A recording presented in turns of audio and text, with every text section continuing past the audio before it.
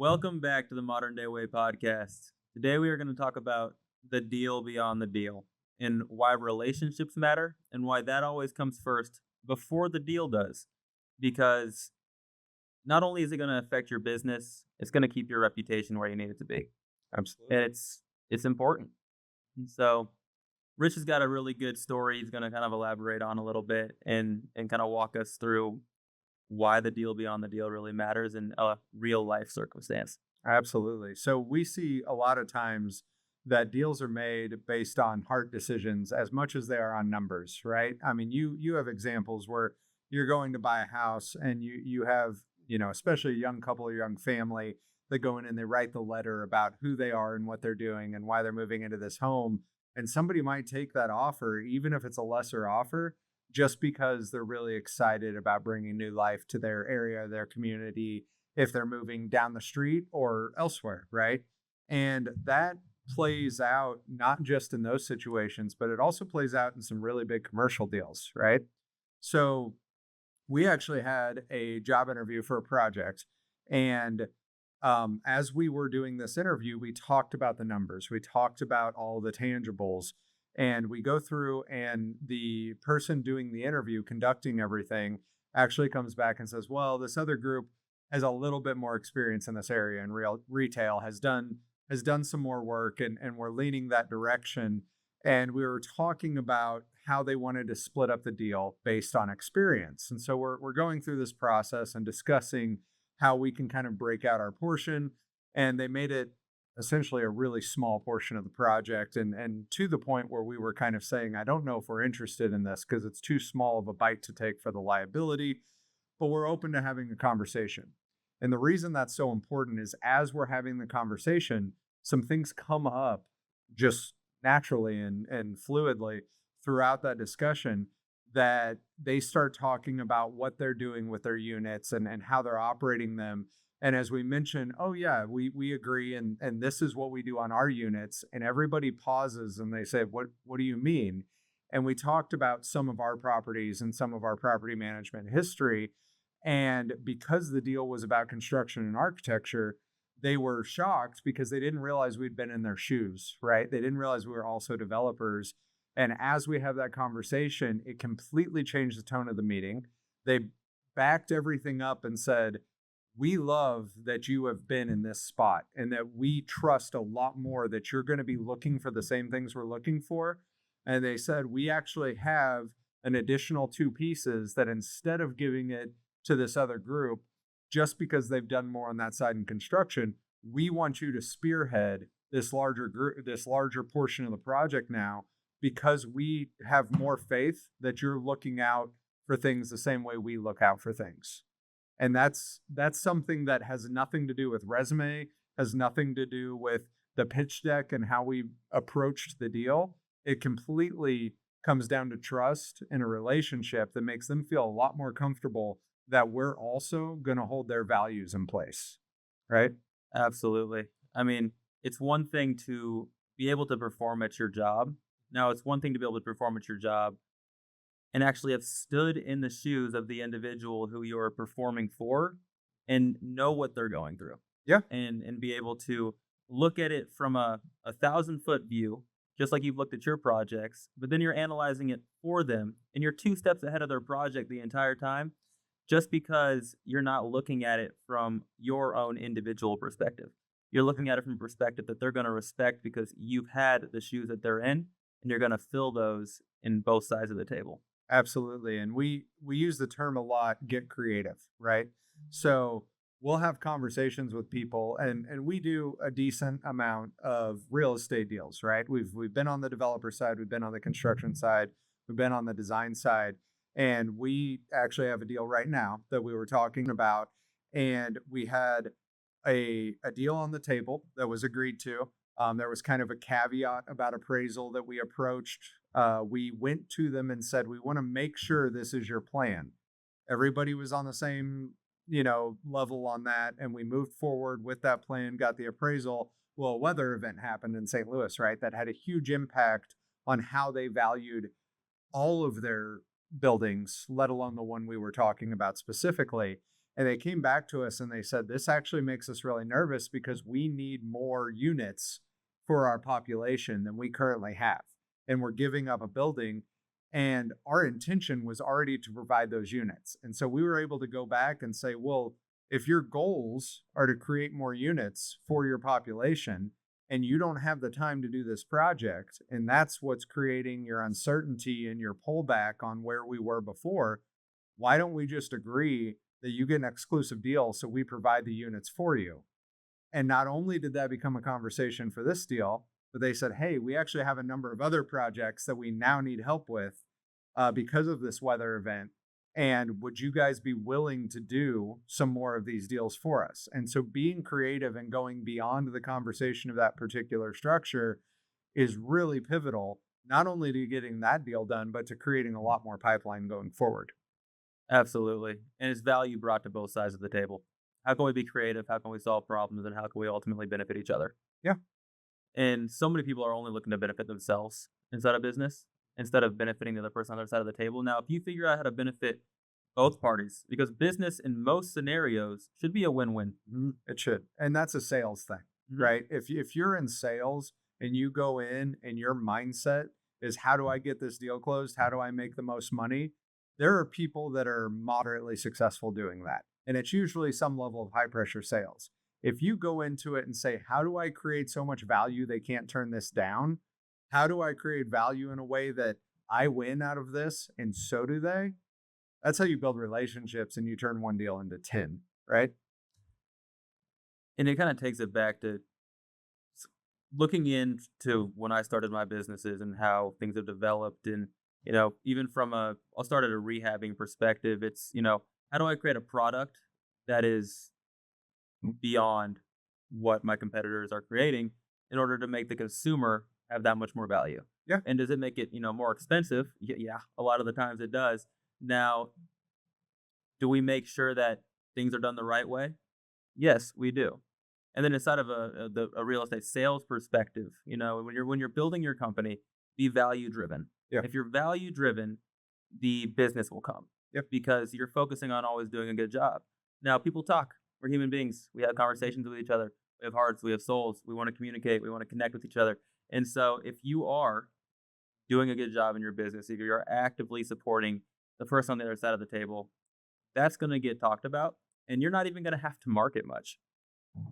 That's exactly right. And we have seen over and over and over that some of the best salespeople, they don't talk about price. They don't talk about cost. And you'll see snips on LinkedIn or YouTube. And that's a big topic right now is, well, when you go in and somebody goes, well, this is too expensive, the response is always, okay, let's not talk about how much it costs per month or how much it costs per year. Let's talk about what is the value of this coming in and what does that save you in time and or money, because time is money, right? And let's talk about the value of what we're bringing to you, right? Does it save you 10 hours a month? Does it save you 40 hours a month? Does it create enough new pipeline that you're not worried about people getting paid? What is the value of that, right? And that can go from everything from software sales all the way to the deals that we're talking about, where it's actual real estate and exchange of property and things like that. And so instead of starting the conversation that says, we're going to buy this building and we're going to give you this many dollars, it becomes a conversation of, we're going to deliver something that you need, and we're going to do it in a way that not only do you get the money for the property, but you also have the deliverable on the back end that you wanted out of it anyway. Absolutely.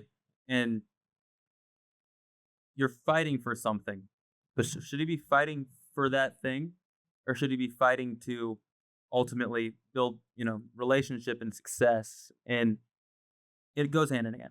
Yeah. Okay. It goes hand in hand. When you are only fighting for yourself in a scenario, is that actually the best thing to do there? So say, you might feel like you're overpaying for a property here. Okay, you might feel like you're overpaying for a property, but what's going to be on the other side of that transaction? What's going to be on the other side of that? And relationship may likely be on the other side of that transaction, where there's going to be more deals to come. Yep. And this is just one. Yeah. So why burn a bridge over a insignificant amount at the end of the day. And this is not a new concept. People for years have been taking what we call loss leaders, right? They will go in and they say, hey, this relationship's an investment. So I'm going to come to you and I'm going to ask you to invest partially, and I'm going to invest partially. So I'm going to meet you on the first one, whether that be in price, whether that be in deliverable, whatever the case may be. And we walk into a deal and it says, you know what? I am interested in the deal we're talking about. I'm a lot more interested in the next 5, the next 20, right? We had a conversation with an investor recently that was very interested in a deal we had. And they came in, and as we're going through the opportunity, as we're going through the numbers, they looked at us and they said, hey, we don't want to do just one deal.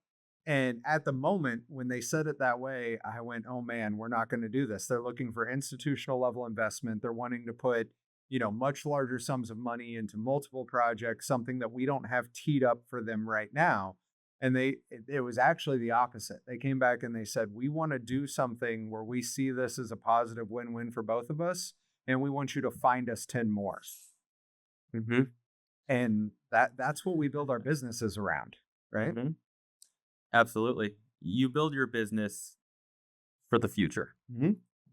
And if you're not building your business for the future, you're a twig that gets ran over by a bulldozer. Yeah.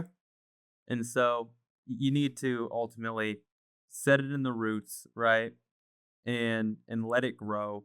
And you're not going to be super profitable for a while. You're not, right?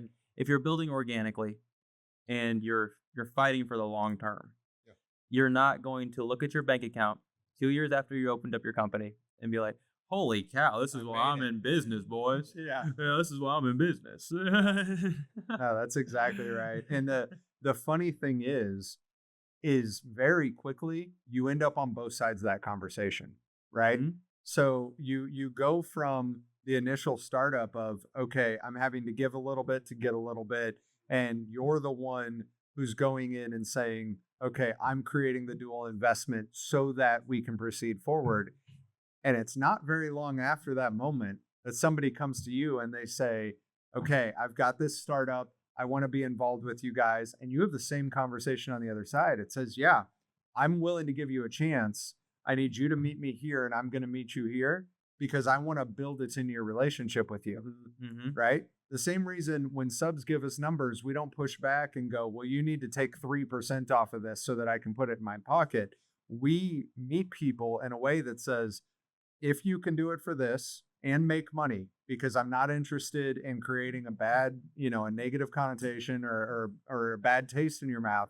But if you can do this for this, I will give you the next 5 opportunities. And most people that we work with are happy to do that. And they should be. And we should be happy to provide it. Yeah, we've been on the other side of that. It's both sides of the table there. And focusing on the value every time and thinking outside the box when it comes to value. Because value is not always a paycheck. No, it's not. It's not. Sometimes it can actually be the opposite of a paycheck. And I think those words and those terms are almost overused today. So we want to be really clear, right? I've had a conversation before we worked together with an agent that was coming to me in real estate. And they said, this is my number and it's always going to be my number because I know my value. And I'm like, that's great. Like you coming in and saying, this is the value I provide. There's a level of confidence and things that are very, very good about doing business together. I don't want to work with somebody who's constantly undercutting themselves because they're doing that in all facets of their life, right? However, if you come to the table and say, well, I provide a better solution, so therefore I'm worth this, it's like, that's great. Show me. Like, let's do a deal together. Work with me. I'm investing, you're investing. Show me. And you will get, if you provide that value, you will see the return going forward. Because if you truly provide that value, I'm not going to go shop you around on the next 4 deals. Right. I'm going to come back to you. And building up that network, okay? And your network is directly correlated to the value you can bring. Yeah. Regardless of, what other stigma might be around it, it truly is. And the people you know can directly impact the opportunities that you can create for others and the opportunities you can create for yourself. And so focusing on your network and how can I take care of the people around me? How can I love them the right way? How can I build them up in the right way? And ultimately, by doing so, you're going to, out of nowhere, have built yourself up. And it's by being selfless in a way.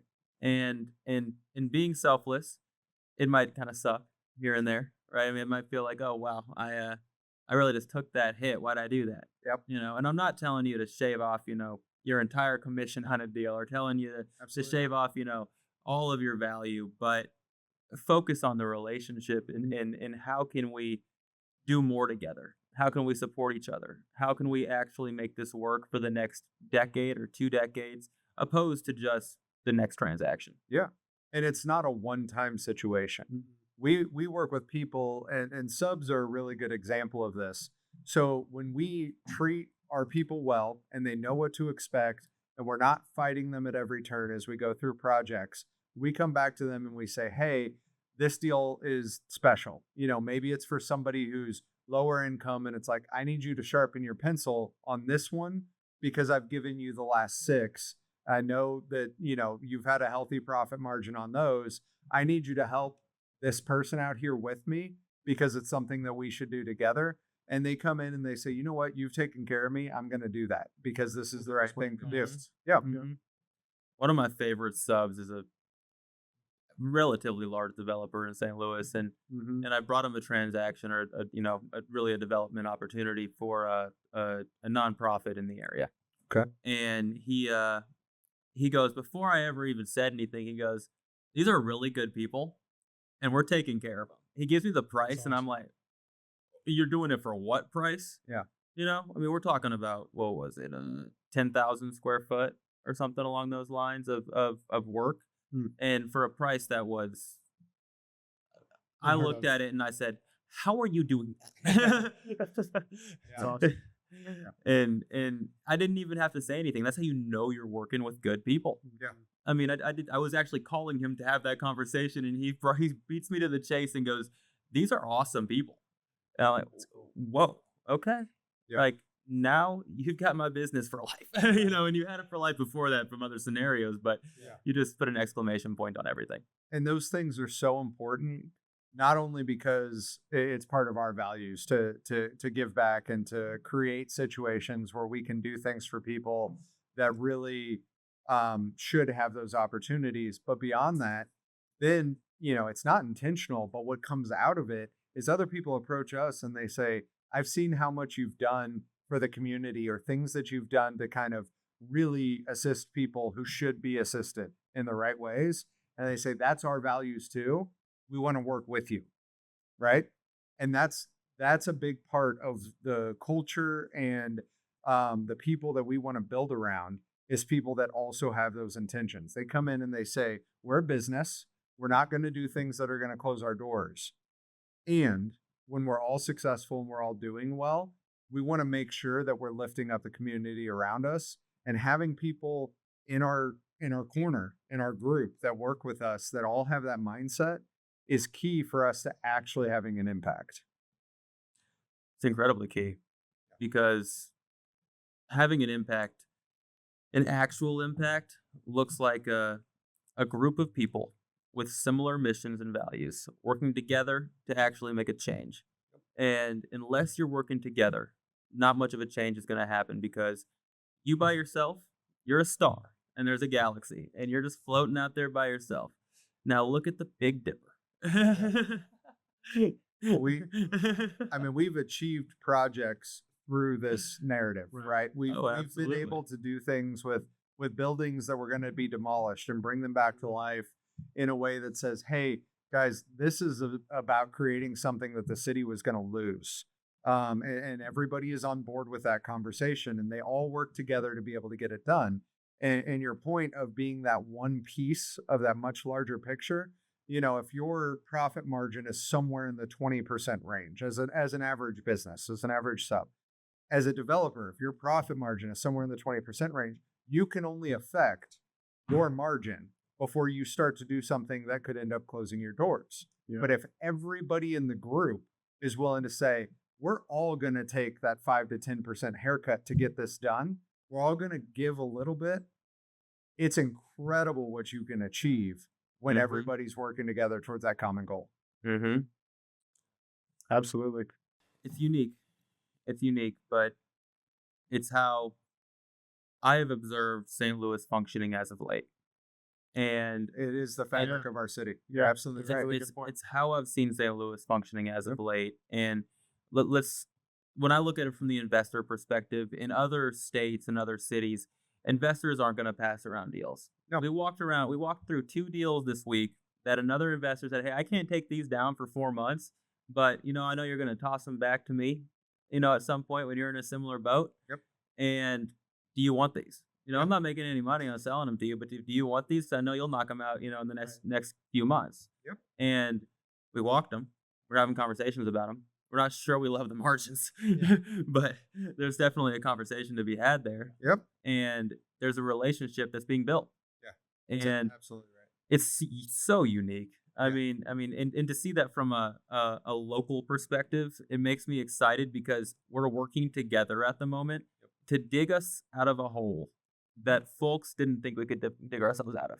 That's absolutely right. And even looking at property value and how it's been affected by, this so-called balloon around, a lot of other portions of the United States, and how St. Louis has actually not been affected much, if at all, to date. We've seen relatively stagnant, a little bit of a normalization in our market, but we've not seen a dip. And a lot of that's due to our median sale price, but a lot of it is also due to the value and the communication and the ability to work together and to ultimately focus on what's important. And it's cool. Working together is so key.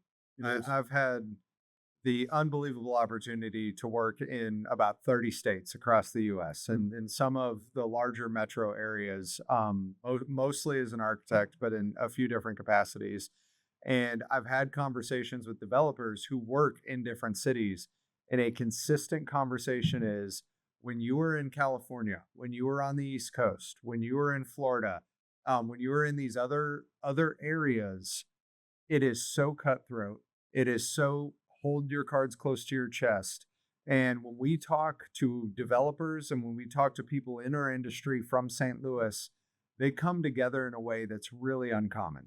And we can sit down, and I work with probably 10 of the top 15 developers in the city of St. Louis on a regular basis. And we are all sitting down and saying, all right, what'd you have to do to get this deal done? Tell me about this. Hey, I heard about this thing. Is this something you'd be interested in? And that camaraderie, that group setting is not common in other cities. It's absolutely not. And as St. Louis attempts to move forward in a way, because we've been hamstrung, right? We've dealt with the loss of the Rams. We've dealt with a downtown that was not built to be a modern downtown. It was built to be an office park. We're dealing with all of these unique situations. We had a huge desegregation issue in St. Louis where we had white flight out of the city, and the city is not fully recovered. The only way that we can get to the place that other cities who started where we are and have elevated out is to work together. And that's the most positive thing that we can say about St. Louis is there's a lot of people that are willing to work together to move the city forward. How can you move the needle? Mutually beneficial outcomes for all the parties involved. Yep. It's how you move the needle. I think that's what people in St. Louis are so good at doing. Yeah, that everybody has the view that rising tides like lift all boats, right? And that's really not the approach in a lot of places. And the more we do that, the better chance we have of continuing to elevate the city. Yeah. And those things compound on one another, don't they? Like the mindset and the philosophy that rising tides lift all boats actually causes economic growth and causes the tide to lift the boat. So when you have enough people that believe that and are willing to trust one another enough to actually take the actions that lead to that, that's when you can really get something that's going in a positive direction. Absolutely. Absolutely. And then you get the snowball effect where you get a lot of cooperation, mutually beneficial outcomes. Yep. And it requires pieces from all the way around the board. If you only have contractors who are willing to play ball together. If you only have developers, but you have this issue on the other side, you're going to run into roadblocks. You're going to run into hurdles. And that's something that, there's a handful of programs, nonprofits, entities, and groups in St. Louis that work with, let's bring in all of the voices to the table and let's figure out how we can all work together to contribute. ULI is one it's a national brand, but the St. Louis chapter is one that's really, really strong in, we want to bring every facet of the puzzle to the table so that they can actually contribute to one another and get us all moving in the right direction, right? And we have a handful of those, like I'm picking one, but making sure that you not only look at what's your backyard in terms of your industry or your facet of the industry, and actually going, okay, we have to have the contractors, the real estate agents, the insurance brokers, the people who are in the urban land planning and zoning divisions, the cities that deal with building code and inspections. When you bring all those people to the table and you say all of our goals are actually really the same, and it's to lift up the city, how can we all work together to do that? That's how we make change. Absolutely. If your mission, vision, and values happen to align, then you might as well work together. Yeah. You might as well work as a unit. And why beat each other up along the way? You want to dig deep. If you dig deep, the likelihood of going far is inevitable. Yep. Now, if you just dig a little bit and you're hoping for a good outcome, you might go far for a little while, but there's definitely going to be a pretty quick road bump. Yeah. And then there's going to be a pretty big boulder that gets dropped right in the middle of it. Yep. I think the road bumps and the boulders come when people have the scarcity mindset and they start to think, in order for me to win, somebody else has to lose. Yep. But that's not how an economy works. When something's growing, everybody can be winning. And it can be, win-win scenarios all across the board. And that's an abundance mindset. Yeah. I win, you win, everybody wins. Yep. Not the, I need to be taking from you in order for me to win and you need to lose something. Yeah. If you go as an individual with a sledgehammer to that boulder, it's going to be really hard. You're not going to be able to break it. If you've got 12 people that all have the same mindset of we're going to get this thing torn down and we're going to get it out of the way, I mean, we all know how that comes out, right? It's a drastically different impact. It has a faster speed to a real end result, a real deliverable, and everybody's giving less than the one person who would have tried to do it alone. Mm-hmm. I mean, Sam, how many times do we see either sellers or buyers that hamstring themselves on either an offer or not offering at a certain price or not accepting at a certain price because they feel like they're giving a concession to the other party involved in the transaction? And then what do? You sit on the market for 60 more days and now your holding costs are higher than the concession you would have made if you would have just come to a mutually beneficial resolution. And that's not everybody. It's actually not very many people. But it exists out there, you know what I mean? And those are the people who struggle to get their house sold or to find a property to purchase because they feel like they need to win by causing somebody else to lose. Yeah. And the crazy thing is I don't see that in our generation. I don't see that in our parents' generation very often. Now, when I'm working with folks that are in their 60s, 70s, We're getting 80s, real. I'm being real right now, okay? There's a level of protection here that is ungranted. Yeah. It is falsely informed. Yeah. And it is not allowing the other individual to succeed. And you automatically put yourself in their same shoes by having that mindset. And so much of that is context, right? Mhm. We're talking about a generation that, we go in and you've got an older group of people that half of them have cash saved in the walls because they went through an era where the banks collapsed and Yep. FDIC was not a thing, right? Yeah. If you grew up during the Great Depression, you're going to be a little more concerned about your And retirement. honestly, like that's part of evolution and natural Yeah. selection. Like we as people have to learn from our experiences. So we have to take that context into consideration. And there are huge impacts on the other end of the spectrum where we have very young people coming in and they're told you have to find, your place in a way that says, I'm going to get the most value possible. And people coming out of college say, I want a $100,000 salary and I want to do this and I want to do that. And I want to be the director of this a year after I graduate. And the people at the top are going, you understand I put in 20 years to get that position? Like, you don't just get handed that. And that's usually the conversation, is the people at the top are clinging to something that they worked so hard for. And the people at the bottom are saying, why aren't you handing me this? And there's a interesting contextual relationship to those different ages, to those different experience levels, to those different time periods, Right. where people had very, very different lives, had very different experiences. And if we can all come together and understand that inflation has created a point where young people, it is so much harder to own a home than it was 60 years ago. And it's not about a cup of coffee. I'm so tired of hearing that. Yes, if you blow your entire expense budget at Starbucks, you need to reevaluate.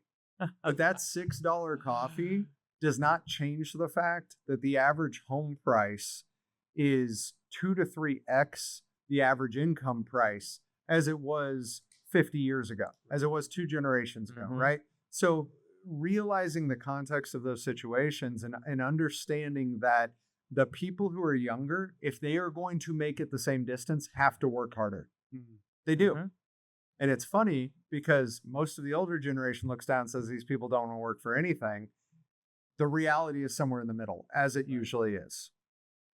And there is a respect that has to be put on the people that put the ground together that you get to walk on. There absolutely is. Got to respect your elders. There are people 100%. There are people that put 60 years into, trades and things that a lot of people weren't willing to do half a generation ago. We're starting to see Gen Z and younger generations actually think, oh my gosh, trades are actually lucrative again. And it's a supply and demand conversation. And that is part of our fabric that's going to just rework itself. It has to correct itself. The market, as trends, it corrects itself. We have crashes and then we have climbs. There's a reason real estate has never taken a loss in an 8-year period in the history of the United States, going all the way back to the Great Depression, right? Even the 2008 crash, real estate was stabilized within 8 years. There were people that went out of business because they were over leveraged and they couldn't cover that 8-year gap. And that's a conversation. There's a lot of things there. But there's a reality that there is a self-course correction to how this stuff works. And that's also happening in the job market. That's also happening in the investment world. The only unique thing that's happening now that has never happened before is there are different styles of income that never existed. But we've also seen it about 5 times over. We saw it post-war. We saw it in Hollywood. We saw the US become a service-based industry instead of a goods-based industry. And now people are like, well, you're going to be a TikTok influencer. You're going to be on YouTube and you're going to make all this money. That's about the chance you have of going and making it in the NFL, right? That's a pipe dream. And if you want to pursue that, you better be willing to put in the work and the dedication and get a little bit lucky, which is the same thing that it takes to go succeed in the NFL. We see the same things happen over and over. They just happen differently. And ultimately, we're going to see people move back to having to work with their hands, because if they don't, we won't have anything built. We won't have places to live. And so supply and demand is going to say, if you go and get an HVAC certificate for 2 years and you graduate and you're making $86,000 to $94,000 a year with a certificate, and your friend went to a university and got a degree in whatever, underwater basket weaving, but let's say they got a real degree. Let's say they got something other than what many people view as useless degrees. Let's say they go into accounting and they come out and they go, well, why am I making $46,000, $50,000 a year? And this person with a 2-year degree or 2-year certificate is making 80 or 90. Well, the answer is supply and demand, which is what is going to continue to course correct how we operate as a society and as an industry. And we're hitting that verge. And so as far as United States of America goes, we are way behind on development. We are drastically behind on development as far as residential homes goes. regardless of where interest rates are at, regardless of where we're at, as far as median sale price goes. And we might have stagnated a little bit because the affordability index got so screwed up. Yep. But once that affordability index fixes itself, which is at the end of the day inevitable, we're going to be in the same situation we were in 2021, in 2022. And those tradespeople, those people who are actually putting your house together, where you sleep at night, Yeah. they're invaluable. Yeah. They are invaluable. And Absolutely. And if we don't course correct as individuals of the society, what's going to happen is there's going to be so much demand and so little supply that businesses and institutions are going to take it over, which is the conversation we have about why do we have more single family properties owned by large institutions and renting back than we've ever had in the history of the world. Now, population increase is going to target some of those numbers, but even as a per capita discussion, our trajectory is to continue that path. And the reason is because we don't have those tradespeople. We don't have those builders who are coming out and doing things. And the only people who can actually facilitate that type of construction and facilitate those types of purchases are becoming institutions. So we have two options. We can continue to focus on social media. We can continue to focus on things like YouTube and what have you. And everybody's going to be renting for the rest of their life. They'll have no real assets. Or there'll be a course correction where enough people say, you know what? I actually want to go do HVAC, or I want to go do masonry, or I want to go do this. We're going to have enough people see the demand increase that we get back to an actual level that says we're building things for people that should be able to afford them, which is the average American. The American dream. And right now we're killing it. We are taking the American dream off the table when we say that 10 years from now, it is going to be harder to buy a house if you were not gifted one than it has ever been in the history of not only our country, but most of the developed world. It's part of why it's important to buy houses when you can. You know what I mean? Now, rather than waiting to purchase in 2, 3, 4, 5 years from now. Yep. When values are more expensive. Yep. I mean, when you secure, if you're 15 right now, right, what do you that's do? a good point. What do you do? If you're going to be in 10 years from now, you're going to be 25 when you're Yeah. the age of somebody who's a first-time home buyer. Yeah. You're in a tricky situation. That's exactly right. You're in a really tricky situation. But for those people who are 25 right now and who are saying, I can rent for $1,900 a month, a mortgage will be $2,300. I'll just keep renting. Yeah. Well, you might be renting for the rest of your life then. Yeah. If you don't secure that asset while you still can. And we have renters by choice right now. Eventually, we're going to have renters that don't have a choice. And part of that conversation is rent is as much or more than a mortgage. And you can't save a down payment because you're spending so much on cost of living, right? And that's the trajectory we're headed down. The funny part is when we got into real estate, and I'm the old man of the group, right? I've got a few years. You are an old man. Thank you. So I am young in the spread of people that own real estate and do development. And when I was doing things, when I was purchasing buildings, and I was like, man, these are tight, right? And the banks are going, we're not sure if we're going to give this to you, or we're not sure if we're going to carry the debt on this. And I was sitting there going, what did I do wrong?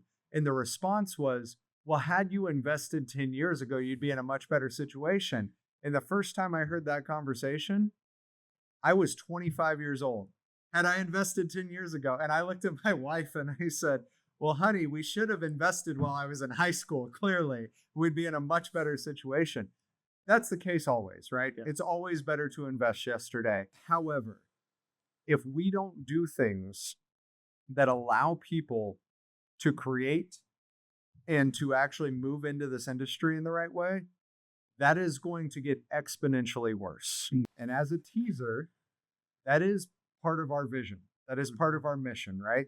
We are working on something right now to take people who did not have those opportunities, who did not come from families that invested in that way, and who do not come out of high school, trade school, whatever, if they completed high school, with the ability to say, okay, my parents gifted me my first house so that I could turn that and continue to live my life. and we're saying, how do we give those people a staircase? Mm-hmm. I am not trying to go and grab people and just set them on the next shelf. Mm-hmm. That's not Don't any just of fall our back down. goals. Yeah. It's not any of our goals. But if the ladder doesn't even exist, they're not going to get there. And if we can do something with the opportunities we've been blessed with, the chances we've been giving, the stuff that happened early enough in our lives to kind of change that metric, if we can take that and create a staircase for the next person that says, it's going to take some work, it's going to take some elbow grease, it's going to take some dedication. You've got to stay on the right path. But if you do, you can take your family to the spot that they're not the kids that are saying, I will never own a home. Absolutely. And I think about my life in some ways when I hear you say things like that, and the stupid decisions I made, at a younger age, I'm going to say 18, 19, 20, in that ballpark, making stupid choices. And I mean, I had a company at that point. I had employees. I had people, working for me, and it was ultimately choices that were things that would, never be a conversation. Yeah. Right. And then I 360 180. Okay. And I went and I got a job. I was stacking boxes in a warehouse 12 hours a day. 12 hours a day, 8 days a row a lot of the time. And I went to leave that job, and it was to get into real estate. And my boss at the time looked at me, and he said, well, actually, I asked him a question. I said, hey, do you think I can do this? And he goes, Sam, you can do anything you put your mind to. And I fully believe that. Yep. I fully believe that. And that was a turning point for me. Yep. That was you've put in time, energy, and the company does not want you to leave at all. And he said, you can do whatever you put your mind to. Yep. And within 48 months of that, I looked back and I said, where is this guy? And how the heck can I take him to dinner? Yeah. I mean, actively speaking into and providing opportunity and giving somebody the ability to believe in themselves. Let's talk about why we are so focused on that, right? Mhm. So, out of the three of us, not a single one of us grew up in a $400,000 home, right? Like we did not start in a place where we walked out and we had above average opportunity fiscally, right? And we've all lived that life of, being told you can go get it, but you have to earn it. And I think that's really, really important to what we've done so far and what we're attempting to accomplish in the future. And that being said, when we do the things that we do and when we offer opportunities to people, we have a huge focus on it being exactly that. It's opportunity. If you want to move forward in this situation, we're going to do whatever we can to at least have a path in front of you that you can do something to move forward and move upward. And a huge part of that is because we were lucky enough to have the support we needed to have to be able to pursue those things, and also have the hurdles that we had to have of not growing up somewhere where everything was handed to us, right? Absolutely. Like you have to acknowledge both sides. If you don't understand that a big part of the conversation is there has to be struggle and there has to be support. If you walk out the door and all you have is support, I've seen a lot of people fall flat on their face. Right. And if you walk out the door and you're worried about where your next meal is coming from and you have no support, it's really damn hard to walk up that staircase. Right. We are just trying to provide enough support that the people who've experienced struggle can actually get somewhere that otherwise they wouldn't be able to get to. It's a staircase. The staircase. Each step matters just as much as the one behind it. Yep. And we're going to talk about exactly how we're doing that a lot more in the future. Yeah, we will. We are. And I'm But it's really exciting. excited to get into it. Absolutely. But the staircase has been built. Yeah. Being built. It's being built. It's being built. It's been built. We just got to walk up it now. And that's the hard part. All right. For next time. More metaphors to come. More metaphors to come. All right, guys. Next week. Cheers.